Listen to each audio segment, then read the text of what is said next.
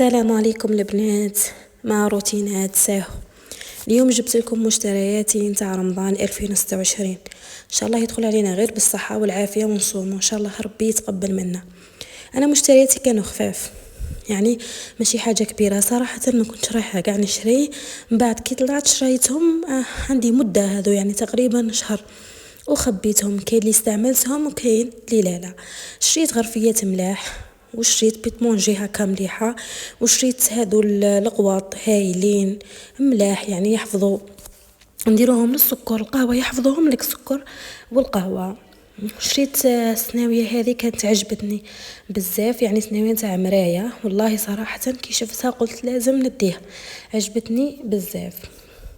وشريت هي عباره شغل جايه مرايه من الفوق ومن التحت، يعني ما تغسلوهاش والله، يعني غير نمسحوها بك. كنت شريت هذا البريق عنده مده، هذا البريق كنت استعملته وهايل يعني ما تكسر ليش صراحه، ندير فيه لاتاي سخون والله ما تكسر.